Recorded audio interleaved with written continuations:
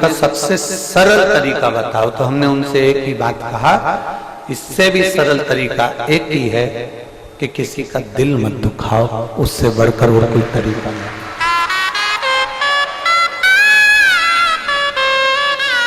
ना जाने किस वेश में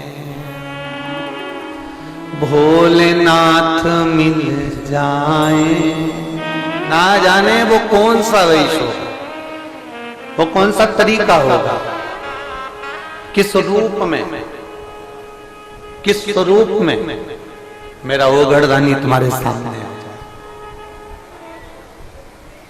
मेरा शिव, मेरा वो घरदानी, मेरा शंभु, मेरा शंकर आपके सम्मुख में आ जाए, किसी का दिल ना दुखाओ। ये बहुत सरल तरीका। माता एक भजन बड़ी प्रेम से गाती हैं, उनके स्मरण में रहा हुआ है। कभी प्यासे को पानी पिलाया नहीं, बाद अमृत पिया से क्या के वृक्ष को रोपित करा। बेलपत्र का वृक्ष लगाना, उसको बड़ा करना, उसको लगा देना, ये हमारे वंश की वृद्धि करता। 5 वृक्ष काटने से पहले जरा विचार करिएगा। 5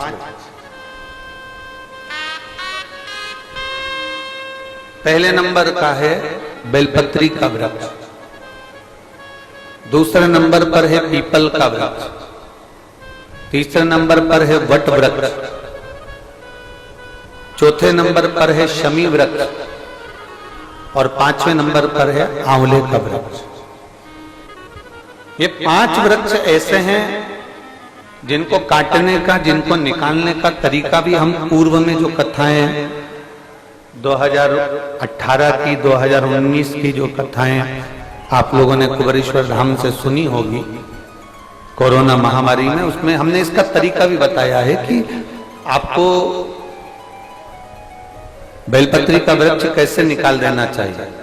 अगर आपको पीपल का वृक्ष काटना है तो उसको किस तरह से काटना चाहिए, आपको बट का वृक्ष काटना है तो उसको कैसे काटना चाहिए, शमी का वृक्ष, आंवले का वृक्ष यदि आपको काटना है तो उसको कैसे काटना चाहिए। ये सारा तरीका हमने 2018 की, 2019 की कथाओं में वर्णन किया है। YouTube पे डली होंगी कथाएं, आप उसमें सुन सकते। 5 वृक्ष को काटने से पहले, 5 वृक्ष को निकालने से पहले विचार करना चाहिए।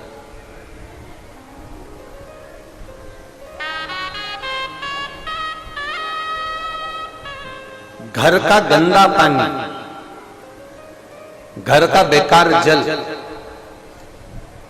अगर पीपल के वृक्ष में जा रहा है, बेलपत्री के वृक्ष में जा रहा है, बट वृक्ष में जा रहा है, आंवले के वृक्ष में जा रहा है, शमी के वृक्ष में जा रहा है, तो वो श्रेष्ठ नहीं है, उसकी श्रेष्ठता नहीं है।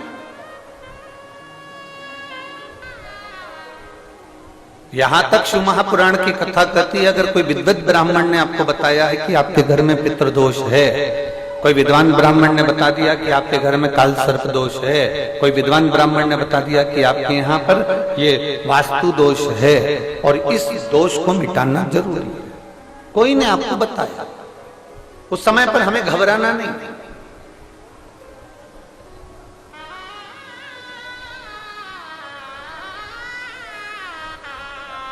उस समय में घबराने का क्रम नहीं है।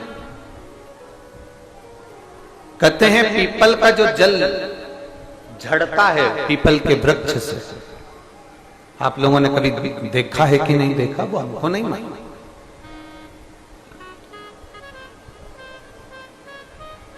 कितना भी अगर कोई वास्तु दोष बता दिया, पितृदोष बता दिया, काल सर्प दोष बता दिया, कितना भी अगर कोई दोष बता दे, तो पीपल का जो जल वृक्ष में से झड़ता है, कभी कभी आप उसके नीचे हाथ रखकर देखना, थाली रखकर देखना, उसमें पत्थर पर देखना, तो वहां पर भी पानी के निशान आपको मिलेंगे, बूंद के निशान मिलेंगे।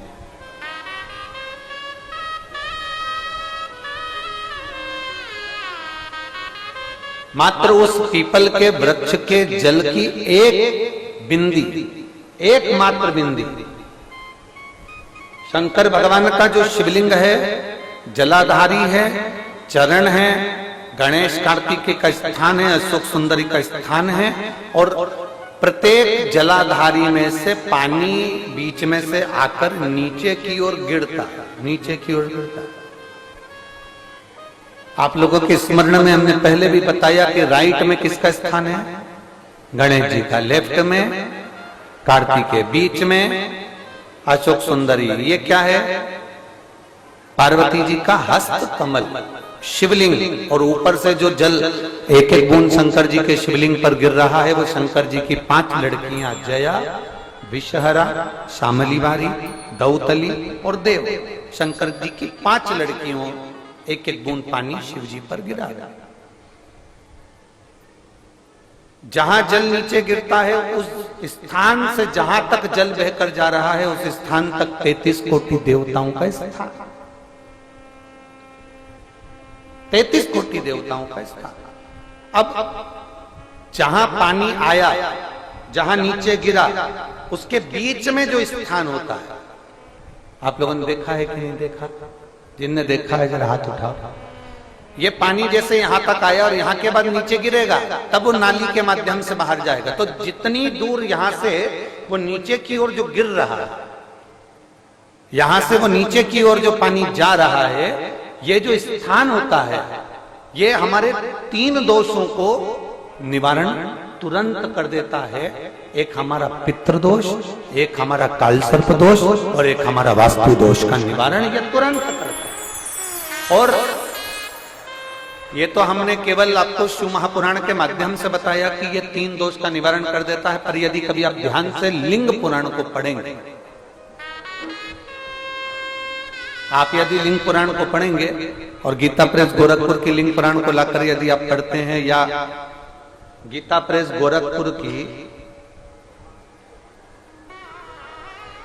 शिव अंक को भी आप अगर पढ़ेंगे, उसका नंबर हमारे स्मरण में नहीं आ रहा है, शिव अंक को भी अगर आप पढ़ेंगे तो उसमें भी आपको वर्णन मिलेगा कि हम तो केवल 3 दोष का बता रहे हैं, पर हमारे शास्त्र तो यहाँ पर और भी दोषों का वर्णन कर रहे हैं। जैसे किसी ने बता दिया आपको शनि का दोष है, किसी ने बता दिया मंगल का दोष है, किसी ने बता दिया आपको केतु का दोष है, किसी ने बता दिया आपको राहु का दोष है, किसी ने आपको कह दिया कि बृहस्पति का दोष है, किसी ने कह दिया आपको ये वाला दोष है। दुनिया के जितने दोष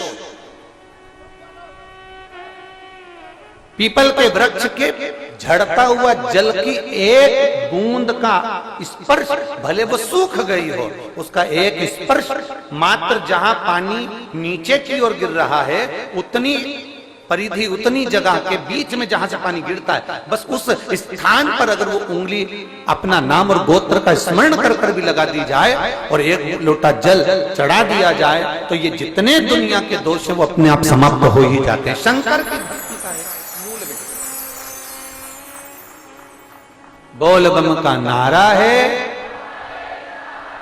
और अच्छे से समझ लो, जरा ध्यान में आ जाए आप लोगों के, नहीं तो गलत कर बैठो तो बहुत स्मरण रखिएगा। शिवलिंग जलाधारी, जलाधारी में से पानी बहता है नीचे की ओर जाता है।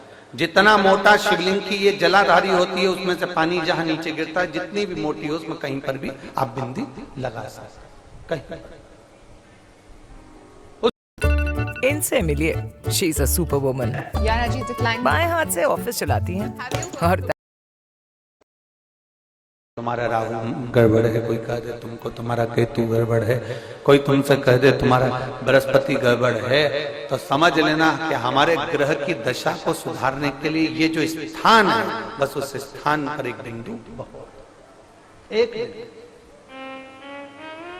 अब आज के जमाने में आपने देखा होगा, जब से आप शंकर जी को जल चढ़ाना प्रारंभ करें, जब से आपने शिव महापुराण की कथा सुनना प्रारंभ करी, तब से आपने सुना होगा कि कोई भी अब ज्यादा आपको सुनने को नहीं मिलता कि वास्तु दोष हो गया, कि पितृदोष हो गया, कि कालसर्प दोष हो गया।